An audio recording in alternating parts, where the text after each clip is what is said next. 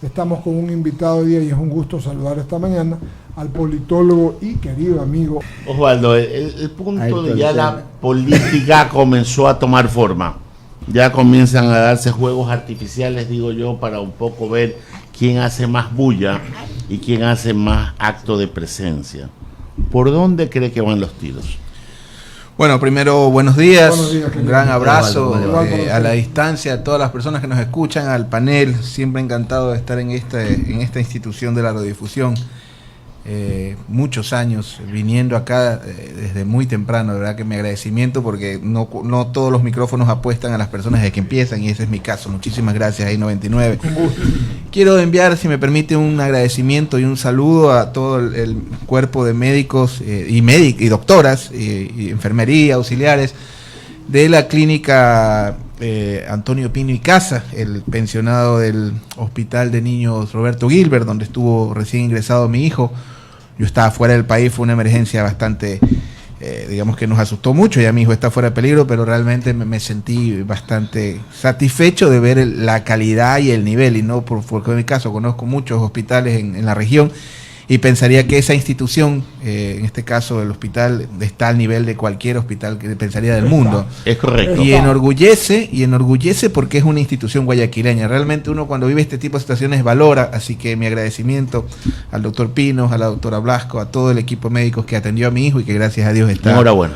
Muy fuera de peligro. No se imaginan lo que es volver desde Honduras, no es una ruta muy común, y estar atrapado en aeropuertos, en El Salvador, en Bogotá, pero bueno, gracias a Dios está el niño fuera de peligro, es mi agradecimiento, y hay que respaldar esta... ¿Por alguna cosa en especial? Sí, él tuvo una neurocirugía por los niños, bueno, se golpean como... Sí.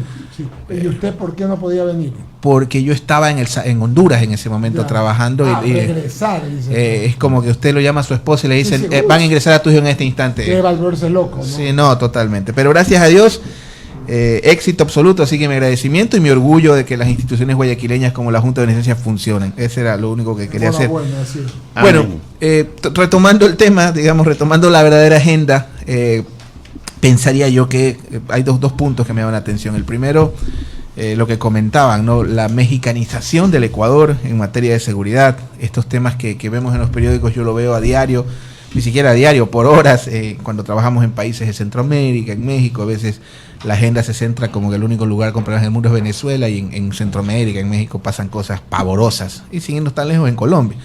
Entonces, esta mexicanización de nuestra seguridad a mí me tiene extremadamente preocupado, ¿no? Eso ya es un tema que básicamente, más allá de la popularidad o impopularidad del gobierno, son temas que hay que tratar, y hay que tratar en serio, ¿no? Esto ya es el colmo que en un matrimonio, imagínese usted, en el sur de Quito, que es la mácula, la cepa del sentimiento popular de la capital de la República, sucedan este tipo de situaciones. Y con miras, bueno, a este tipo de problemas que tiene el país, porque yo recuerdo, más allá de los juicios de valor, no sé si fue en la administración de Serrano que las muertes violentas bajaron de 24 a 6, eso no lo digo yo, lo dice la estadística, y creo que en ese sentido debería retomarse un poco la agenda de seguridad. Ahora, en materia electoral, bueno, vemos algunos caballos ya en el ruedo, algunos no tan viejos, algunos nuevos, digamos el caso de Isidro Romero, el caso... ¿Pero usted lo considera nuevo o simplemente que ahora sí se ha decidido, o es otro juego artificial? Yo creo que si usted le pregunta a Eduardo Mendoza, a Javier Segarra, Osvaldo Moreno, al doctor Velázquez, al doctor Cepeda, a mí, etcétera, al compañero, a Bolívar, quién es, sí sabemos, pero un millennial no tiene idea quién es Isidro Romero. Pues, ¿no? O sea, hay un trabajo de posicionamiento, si es que realmente la intención, o qué sé yo, ahora que se comenta mucho, y en esto yo estoy totalmente en desacuerdo de que se cree una doble cámara, o sea, se habla de bicameralidad por medio de encuestas de Twitter o un dedazo, por eso creo que yo debería ser un proceso constituyente para hacerlo, pero en todo caso, esta figura de los senadores, que seguramente va a ser un espacio para esos asambleístas que ya se quedan sin empleo, que ya tienen su techo aspiracional, de alguna forma va a ser un espacio para ellos y para muchos más, pero en todo caso lo vemos a Nebot, que sigue, digamos, no sé si en la pelea, pero está vigente, está en el rumor, está en el pasillo, a un Lazo que está permanentemente en campaña. Él ya está en campaña. Sí, y una burbuja también que hemos generado desde Cumbayá, desde San Borondón, desde Twitter, que es pensar que el correísmo no existe o está proscrito, ¿no es cierto? No, en esa corta parte yo lo tengo clarísimo. Sí. Es un porcentaje tan importante que si la derecha se divide están en la segunda vuelta. Yo pensaría que es lo único seguro en la segunda vuelta. Yo pensaría por un lado, y por otro creo que es una locura. No vamos a generalizar que desde muchos sectores prácticamente ya quieran proscribirlo. O sea, esto me recuerda al peronismo cuando fue proscrito en los 70. Va a haber... Un día como hoy lo derrocaban a Perón. Casualmente. Porque mire, hay un tema muy curioso. A mí el tema de Correa no me llamaba la atención hasta hace 2 meses. Y lo hablamos en estos micrófonos. Porque en la mayoría de estudios de opinión veíamos que hay un segmento, digamos, nostálgico. Hay mucho correísta en el closet también. Entonces lo veíamos de esa forma. A mí no me llamaba la atención en lo absoluto. Cuando me empieza, y la palabra no es a preocupar, cuando me empieza a llamar la atención, cuando en los últimos estudios que vi de hecho van a salir unos la próxima semana que podemos compartirlos, conversarlos, y la gente de Click Report es gente muy seria, lo pude vivir en las últimas elecciones, cuando ya la pregunta no es si votaría o no por Correa, porque yo estoy seguro que de aquí hasta las elecciones lo van a culpar hasta la muerte Sucre. Entonces cuando ya la pregunta es si usted votaría por un candidato apoyado por Correa, ese es el punto, desde mi obviamente punto de vista, de inflexión. Sí, o sea, a partir de ahí, a mí es más o menos como la mancha en la radiografía. No, eso es una gripe que tuviste hace 10 años y va a estar ahí y lo has tenido siempre y de repente empieza a crecer, ¿no? Entonces, para mí, el correísmo, y lo voy a decir en función de las palabras, era un tumor grado 1, ¿no? Es decir, hablando en términos oncológicos, que todos hemos pasado directo o indirectamente esa tragedia. Entonces, no, era un tema de estar pendiente, ¿no? Correa, sí, es verdad, está vigente, está presente, etcétera. Pero cuando ya la pregunta es, ¿usted apoyaría un candidato de Correa sin nombre y apellido? Puede ser Juan, Pepito, Pedro, etcétera. Ahí es cuando las alarmas se encienden desde mi punto de vista y empezamos a analizarlo con mayor profundidad. Ya cuando la gente en el imaginario tiene claro que de aquí a las elecciones Correa será culpable de las muertes de Camargo que no aparecieron, de la muerte de Sucre, de lo que hizo y lo que no hizo, ojo. Ahí es donde viene el punto de inflexión y ahí es donde me queda a mí la duda finalmente. Uno, si hay un candidato del correísmo, sería una facción en segunda vuelta, sin duda, ¿no?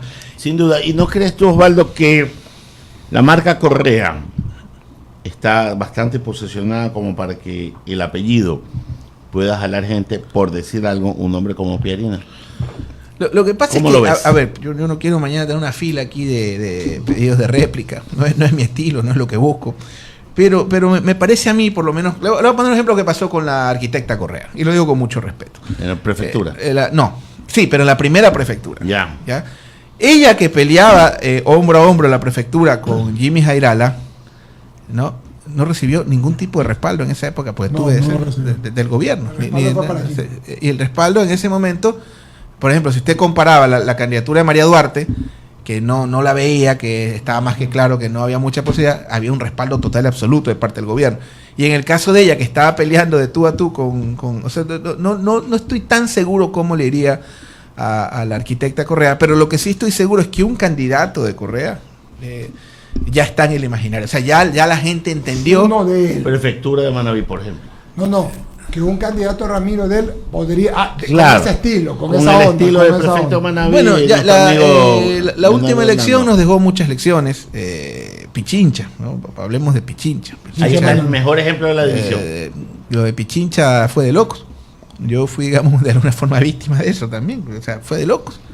Y la única firma que acertó, creo yo, bueno, que yo no mido la eficacia y no tengo acciones en Click Report por si acaso, pero la única forma en que yo mido no mido la efectividad de un estudio porque adivinen quién gana o quién pierde, sino por una serie de elementos y de tendencias y de variables que se van dando desde una fecha a otra.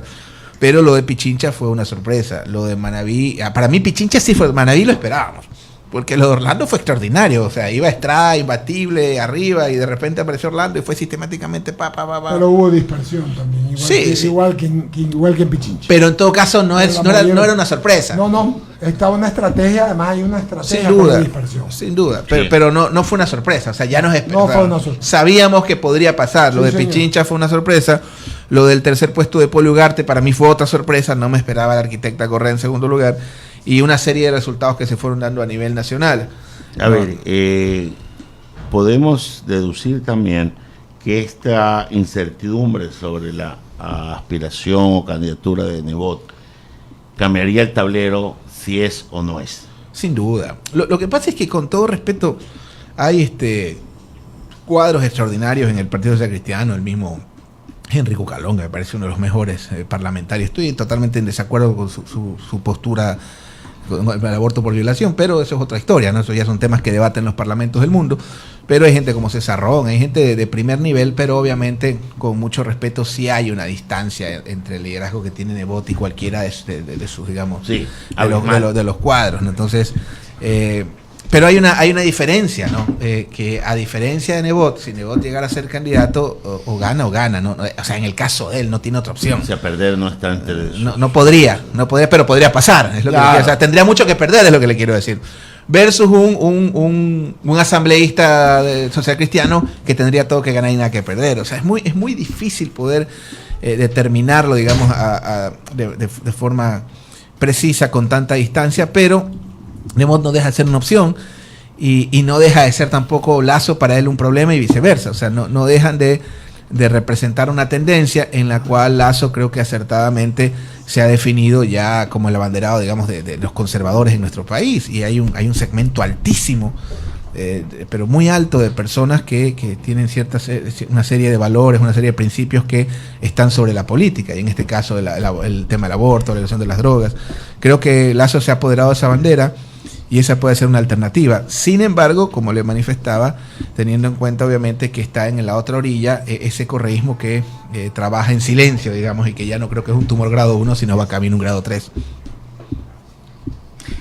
Doctor Moreno, de acuerdo a sus proyecciones, quiere decir que en las próximas elecciones nuevamente tendremos derecha e izquierda, definitivamente, porque yo también coincido en el criterio de que en el imaginario colectivo la presencia de Correa está presente.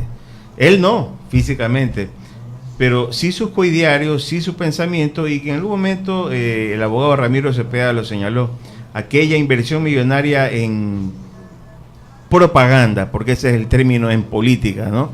Propaganda. No fue en vano, o sea, ha creado y a través del tiempo ha generado sus frutos, y la presencia es nuevamente que en el imaginario colectivo está presente de Rafael Correa. Voy al punto, de lo cual planteé al inicio, es de que en una segunda vuelta tendremos nuevamente derecha e izquierda. Ese es el punto. Lo que pasa es que las agendas comunicacionales varían generalmente de coyunturas, de circunstancias. Casi siempre el discurso, digamos, la dinámica neoliberalismo, antineoliberalismo, derecha, izquierda, suele ser muy de los generadores de opinión. Existe, sí, por supuesto. Y en una elección de ámbito nacional muchísimo más. No es lo mismo una local donde usted habla de la calle, caso de Guayaquil, que las tablets, que la limpieza, etcétera, las zonas regeneradas, versus a un tema nacional donde usted habla de política exterior, los bonos del tesoro, etcétera, etcétera. Entonces las agendas en el ámbito nacional varían totalmente. Dentro de esas agendas, en ocasiones, el tema ideológico puede pesar, ¿no? Pero ahí ya depende de la habilidad del candidato. Por ejemplo, hablábamos hace un momento de la mexicanización del Ecuador, con lo que está sucediendo, los sicariatos, lo que acaba de pasar en Quitumbe. Ahí hay un espacio para que, obviamente, un candidato, se me ocurre, ¿no?, que puede decir, yo sí tengo experiencia en seguridad, por ejemplo, ¿no? Entonces, hay agendas en las cuales un candidato, ya depende de su tema, puede apoderarse. Un otro ejemplo al otro extremo, yo creo que Serrano, más allá que nos caiga bien o mal, etcétera, Serrano sí puede decir, yo reduje las muertes violentas de 24, creo que a 6 en el Ecuador, y eso lo dicen los organismos internacionales. Entonces, depende un poco de la agenda. Yo no sé si la agenda gira en el torno económico, falta año y medio, y hay otros factores también. Este es un gobierno que yo no le voy a decir si es eficiente o no, y de hecho yo casi evito hablar de este gobierno porque no quiero que me caiga enemigo del gobierno, pero es un gobierno impopular, un gobierno que tiene 18% de aceptación. Eso ya está casi a penales con Maduro en materia de popularidad. Entonces, ante esa impopularidad, ese es otro factor. Alguien va a tener que pagar la factura de este gobierno. Y yo creo que esos cristianos, de alguna forma han cogobernado directa o indirectamente, y eso podría faltarle facturas. Podría, como no podría. Entonces, hay una serie de factores que con el pasar del tiempo los podemos ir viendo. Pero, en todo caso, el matiz ideológico sí tiene sí es un factor, pero definitivamente no es el factor determinante. Ahora, depende, si la agenda va en ese sentido, porque hay muchos elementos, por ejemplo, el tema del Ecuador con el fondo, pues no estamos viendo lo que está pasando en la Argentina. O sea, claro, yo no entiendo el caso de Argentina en el 2001, el fondo, esas medidas fundieron ese país y lo están volviendo a hacer. Pero bueno, cada quien sabe. Pero no fueron mal aplicadas, doctor. Bueno, eso como economista, lo que le quiero decir es que aquí hay el mismo símil, aquí el mismo escenario. Okay. Un país que acude una vez más al Fondo Monetario Y gracias a Dios no ha habido consecuencias aquí, al menos no digamos, o como lo está sucediendo, que es otro caso, el de la República Argentina, pero también hay un tema regional. Entonces hay una serie de factores, insisto, entre los cuales uno podría ser el ideológico. No sé si la discusión se centre en ese sentido o en función de liderazgos. Correcto. Osvaldo, buenos días. Aquí no interesa si es izquierda o derecha. Aquí la ideología, yo creo que para la población electoral, corríjame si me equivoco, pero es la juventud la que está predominando, siempre ha predominado, pero hoy más que nunca, porque digo que las ideologías no sirven porque lo que la gente quiere, esa población electoral, es seguridad, es trabajo, es emprendimiento, es estabilidad, es saber que puedes caminar libremente. Entonces, cuando uno habla de posibles candidatos, estamos hablando de lo mismo de siempre. Entonces no podemos, digo yo, de acuerdo a la población electoral, esperanzar en que mañana o pasado ocurra algo externo, algo fuera de lo común, o salvo que se presente una alternativa que no es la tradicional. Un outsider. Bueno, eso es más o menos, eso siempre es una fantasía esperada por muchos, que a veces se da, a veces no se da. Que digamos, los escenarios estén dados para, sí, pero todavía no veo a alguien que tenga porque en el caso de Nebot, todo el mundo dice, sí, el candidato a la presidencia. Ya pues, y a la hora de la hora, busquemos pues el lado de la sierra, porque las cosas hay que decirlas. En las dos campañas presidenciales no obtuvo la aceptación. Y siempre va a haber el pasado que le impida llegar allá. Y en este país, desafortunadamente, Osvaldo, si no tienes un buen binomio, no funciona esta coherencia entre sierra y costa. Claro, a ver, la lógica 96 es totalmente distinta de la de 2020. Totalmente de acuerdo. Es otro ciclo. Pero se mantiene. A ver, sí y no. Es decir, a ver, si usted me pone al Nebot ochentero versus el de hoy, o sea, el de hoy hasta de centro izquierda, pensaría yo. O sea, es un Nebot de centro izquierda, es un Nebot que está en contra de privatizar los bienes del Estado, que estoy totalmente de acuerdo, es un Nebot que está a favor del aborto por violación, que en eso sí estoy en desacuerdo, pero bueno, no importa. Habla del capitalismo social. El capitalismo social, del mercado. Le hace el herolero al fondo, o sea, es otro Nebot versus, y no hablemos de derechos humanos porque ahí hay otra historia. Por eso decía yo las ideologías. Es un Nebot sabio, tolerante, es otro Nebot. Ahora, si vamos a lo práctico, es decir, si Osvaldo Moreno fuera, y lo he dicho varias veces, el director de recursos humanos de Carondelet, yo diría esta es la mejor carpeta para ser presidente de la República. Pero el Ecuador es más grande que Cumbayá, San Borondón y Guayaquil. Es decir, yo no tomo esa decisión. Y hay varios Ecuadores, y yo creo que Eduardo viene viviendo eso ahora que estuvo en el servicio público. Hay muchos Ecuadores. Y en ese contexto hay muchas cosas que ver. Yo, por ejemplo, discrepo, y eso es lo que se llama en ciencias sociales la magia de la verdad relativa, es decir, el margen de la verdad, todo es debatible. Pero obviamente los resultados desde mi punto de vista electorales no fueron muy favorables. Claro, que tengo a 50 alcaldes del corazón, del PAN, de Tiwinsa conmigo, sí, chévere, pero las plazas fundamentales para ser presidente de la República creo que están pendientes, y es donde creo que tiene que trabajar. Un Nebot que en Pichincha no existe, al menos hablemos en lo seccional. En Manabí cero, porque lo de Clemente fue una alianza muy a lo Clemente, ¿no? Un saludo a Clemente, que tengo mucho aprecio. Un partido seccional que pierde plazas exacto, y pierde por partida doble en el ámbito filial, padre e hijo. El problema de haber puesto papá. Pierden o sea, no importan los problemas. Sí, estoy diciendo. Un partido que pierde Tungurahua, otra plaza tradicional, con quien para mí uno de los mejores asambleístas que ha tenido este país, que es Luis Fernando Torres, es un tipo fuera de serie, ¿no? Pero bueno, más allá de eso, o sea, no es fácil, ¿no? Entonces tienes un Nebot que tiene una plaza que es Guayaquil, que está más maduro, que está, creo que es el mejor Nebot de todos los tiempos, pero el Ecuador es más grande que San Borondón y Guayaquil. Es que mire, ¿sabe por qué? Por ejemplo. Osvaldo, y perdone que lo interrumpa. Sí, cómo no. Cuando el presidente Febres Cordero fue presidente, ganó en 4 o 5 provincias. De ahí los candidatos presidenciales socialcristianos no han ganado. No importa los nombres. Y estamos hablando 84-88, periodo presidencial de León Febres Cordero. Del 88 para acá. Es que, a ver, vamos de lo cuanti a lo quali. Dele. Ya, si hablamos de lo cuanti, yo creo que hay huecos muy grandes que tendría que sopesar. Pero claro, que nadie dice que es fácil, pues, ¿no? O sea, para mí sería fácil decir Nebot presidente y ya está. No va a ser fácil, pero es una opción. No deja de ser una opción. Y aparte que hay una parte que creo que ellos no han capitalizado, que no, pero bueno, Los espacios en política no tardan en ser llenados nunca. Ante la ausencia del neurótico temperamental, que a usted le puede caer bien o mal, pero tenía un liderazgo fuerte. De hecho, con Eduardo siempre lo calificamos como el velasquismo 2.0. Sí, señor. Entonces, ante esa ausencia, porque esto es más o menos como cuando usted va al médico, ya no te dicen abra la boca, alce los brazos, míreme, sino de qué murió su papá, qué tiene su mamá. No, en el ADN nuestro, que es lo que es terrible, hay una laguna mental histórica, que es el velasquismo, que no se estudia, y creo que aquí tenemos una escuela de ciencias políticas, porque el resto la cerraron porque no eran rentables, que eso me da escozor, ¿no?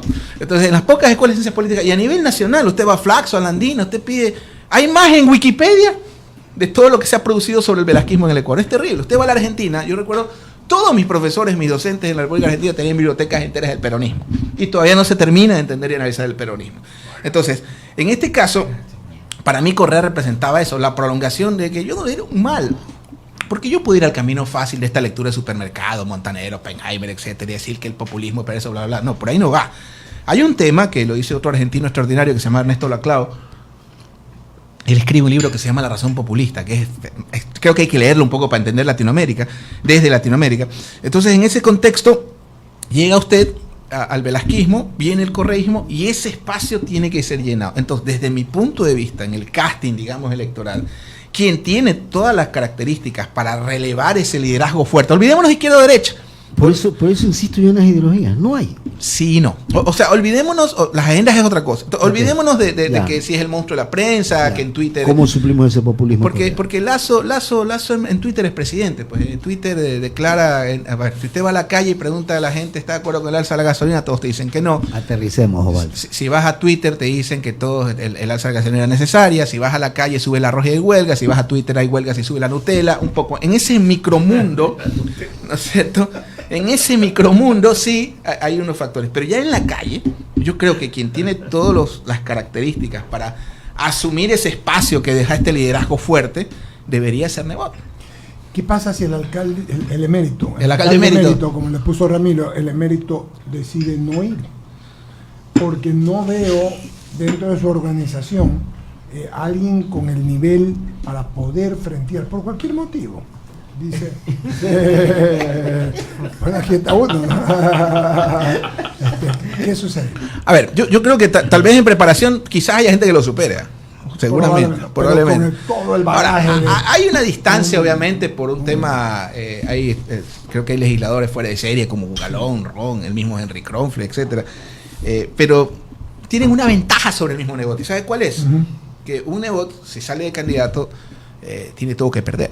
Tiene todo que ganar. En cambio, obviamente con respeto y con las distancias, un HK, mi amigo Henry Kronfle, o nuestro amigo Cucalón, o nuestro amigo el ingeniero Ron, Cristina Reyes, por ejemplo, Dayana Pazley, bueno, digamos que son los cuadros muy a lo ecuatoriano. Pero en todo caso, lo que quiero llegar es que tendrían nada que perder. Porque vi una encuesta en la que 3 candidatos socialcristianos tenían posibilidades reales si fueran candidatos a la presidencia. El abogado Nebot, primero, la doctora Viteri y Cristina Reyes. Entonces vi que tenían posibilidades sin reales duda. Para votos, me refiero. Pero yo pongo siempre al otro lado, ¿no? ¿Qué pasa si no va el emérito? ¿Tiene gente? Sí. ¿Tiene mucho que perder el emérito yendo? Sí, pero también que ganar, porque es una elección donde la podría tener fácil, ¿no? A ver, ninguna elección es fácil. No, donde la podría tener fácil, ¿no? Sí, sin duda. Donde la podría. Sin duda. Se dan las cosas, ¿no? A ver, ninguna elección es fácil. Lo que pasa es que, una vez más, yo creo que aquí no estamos viendo lo que yo decía, la mancha en la geografía. No, pero yo estoy claro con lo que dijo usted. Guayaquil es una cosa. Sí, y todo lo demás del Ecuador es otra cosa. La gente piensa, solo acuérdate cuando lo que acabas de decir me acaba de retrotraer cuando fueron candidatos Nebot y Bucarán.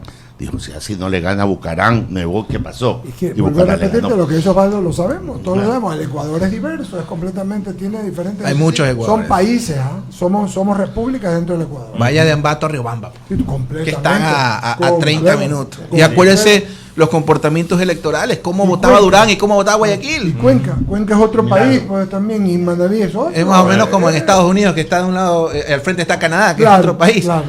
Mire, yo sigo pensando y reitero, Nebot es una opción firme, es una opción formal, es una opción seria. Coincidimos. Pero no es Correa, es Nebot. Y depende de él superarlo.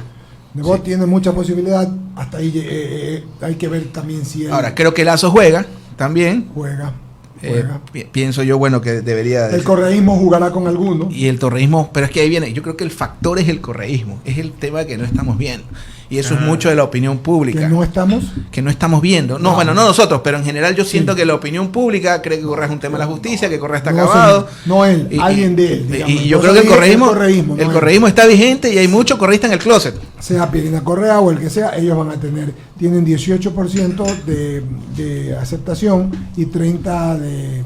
Tienen 42 según Clay Report. Yo vi uno hace una semana, lo vimos aquí con el señor vicepresidente que tuvo la amabilidad de visitarnos el viernes de tarde, 18, una encuesta que tenían de aceptación, habló el expresidente Correa, y 30 de credibilidad, o viceversa, ¿no?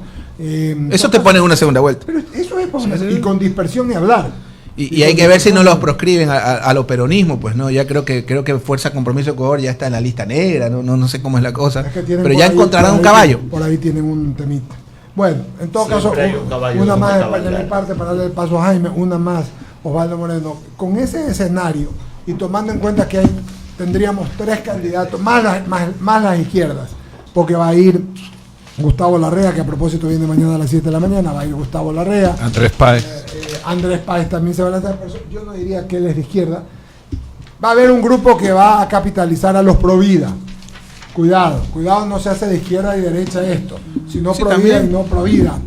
Y entonces allí, con la realidad de la estratificación de los estratos, con la estratificación que se logra, por decirles, Ramiro siempre decía que iba a llegar para la alcaldía, que debía llegar alguien que hablara de la ecología, eso importa de un nivel medio para arriba, del nivel medio para abajo, donde sobrevivir es lo importante, donde comer, donde la seguridad, donde el trabajo, donde todos los días la inseguridad, la necesidad, son otras.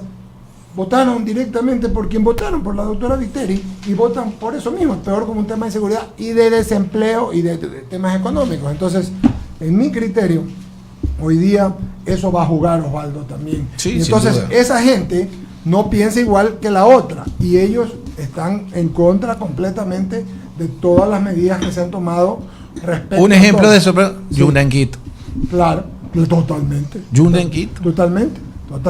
Entonces hay que tener en consideración que los Provida van a tener fuerza también. Sí, allí. Sí, cómo no. Entonces ahí hay un... Hay que ver en ese caso si la discusión ya no es izquierda-derecha, sino conservadorismo y digamos, esa es la que yo, Provida y no Provida. Y liberalismo no es de lo económico, ¿no? Porque creo que en los 80, a los 20 años uno era comunista, ahora a los 20 era anarcocapitalista, pues no han cambiado los tiempos. Completamente. Jaime Velázquez, 2 preguntas. Sí, antes que nada, un saludo cordial a Javier Sandoval, que nos manda un mensaje. Qué buen invitado el día de hoy. Felicitaciones. Así que Osvaldo. Muchas gracias. Carlos, un saludo. A ver, escuchándolos, la verdad es que yo quisiera dividir al Ecuador en 2 partes. La una, que son los millennials que tanto habla mi querido Ramiro, y que piensan totalmente diferente a los históricos, los que estamos aquí sentados. A los centennials. A los baby boomers. Baby boomers. A propósito, hay un muy buen documental que lo vi el fin de semana en History Channel. No hay problema si lo nombro. No, señor, diga. Millennials versus Centennials, lo que señala Osvaldo Moreno. Sí, bueno. Muy bueno. Pero el comportamiento de ellos es totalmente diferente, el un grupo del otro. Y lo que tú señalas, Osvaldo, si bien es cierto, el espacio de poder a este vacío que existe, del liderato, digamos, lo puede ocupar fácilmente sí, es verdad, pero digamos que no fuese, como decía Eduardo, ¿qué va a pasar con estas grandes masas? Porque el espacio que se ha creado en el Ecuador del líder, en este caso que era Correa, hoy en día, que podría ser llenado por nuevo 100% de acuerdo con esta gente, digamos, baby boomers, pero no tan de acuerdo con los de Millennium, ¿ok? Porque tienes que conquistarlos y esta gente es un comportamiento totalmente diferente. ¿Qué posibilidad existe? Porque hay hasta ahorita 4 o 5 que están a la palestra ya mostrados. Guillermo Lasso, el señor Isidro Romero, el señor Andrés Páez y creo que hay 2 más. Pero el tema está en que en esos no se ve pues el liderato que se busca del baby boomer, pero capaz sí en los millennials. ¿Tú cómo ves el aspecto de comportamiento de estos 2 grupos totalmente diferentes? A ver, casi siempre los electorados tienen comportamientos diferentes en cualquier edad. Te pongo un ejemplo. Nosotros estamos trabajando en la República Argentina Y hace un año en los grupos cualitativos, que son los quali, lo que no te dice el quanti. La encuesta dice, ¿conoce a Javier Segarra? Sí, no contesta, ese es un quanti. El quali me dice, conoce, sí, y los por qué. El quali me dice lo que no me dice el quanti, es decir, me dice lo que la gente no te dice en la encuesta. Y hace un año, fíjese usted, un año antes de las elecciones, cuando hablábamos de Cristina Fernández de Kirchner, la palabra en común era chorra. ¿Qué significa chorra en Argentina? Ladrón. Todo el grupo era chorra. El mismo grupo, un año después, salvadora. O sea, es muy inestable y volátil la opinión pública, ¿no? No importa las razones, o sea, no vamos a discutir si Macri, no Macri, porque la culpa es de Cristina y nunca asume su responsabilidad. Pero bueno, no importa las razones. Pero hace un año Cristina era chorra, hoy es salvadora. El mismo grupo objetivo, el misma muestra un año después. O sea, la estrategia juega.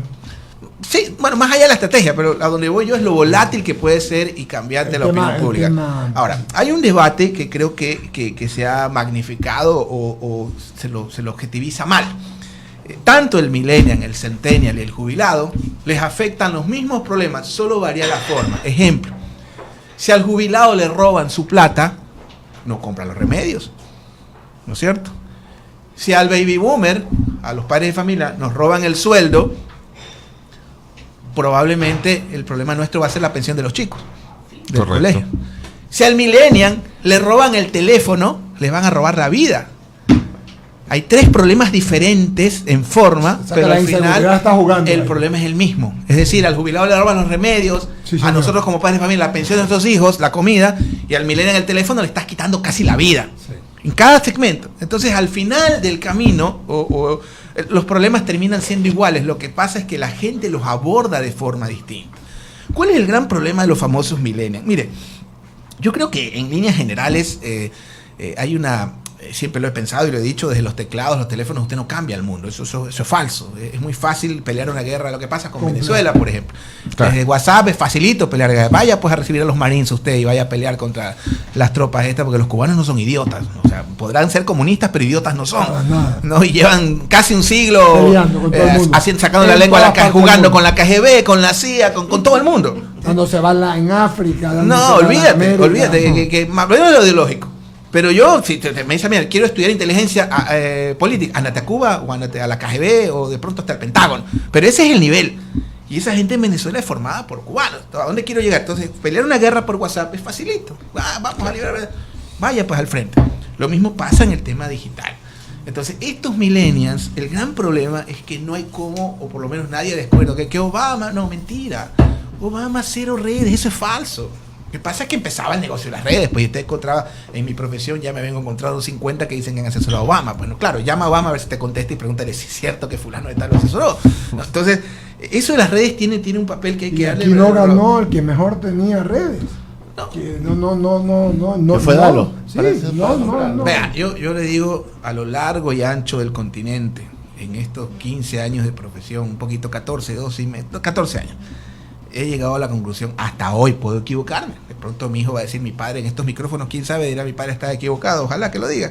Pero hoy, para mí, las redes sociales generan más divorcios que votos. Hoy para mí. Coincido con usted. Hoy para mí. Pero eso no significa, esto es como con la prensa, mal contigo, sin ti peor.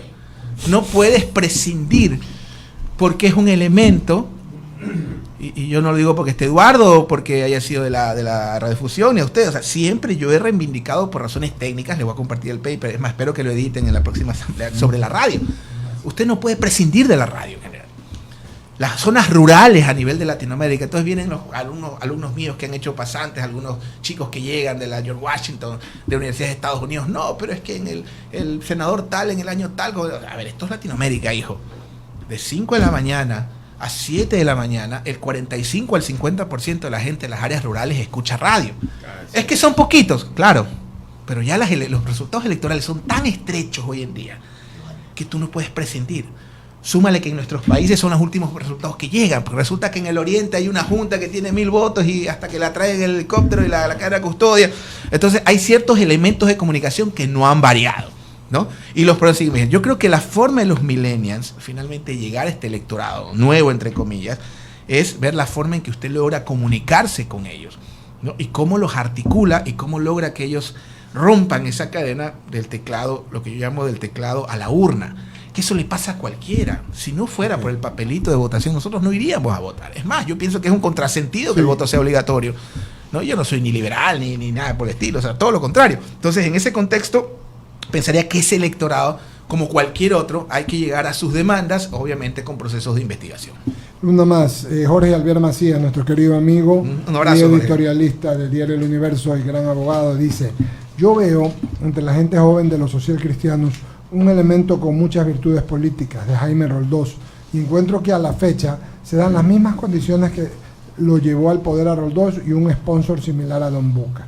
Tiene buen discurso y no tiene rechazo. Tiene que decirnos quién es Jorgito, comparta. Muy bien, con ello, Osvaldo, querer agradecerle su amabilidad y su gentileza. A usted.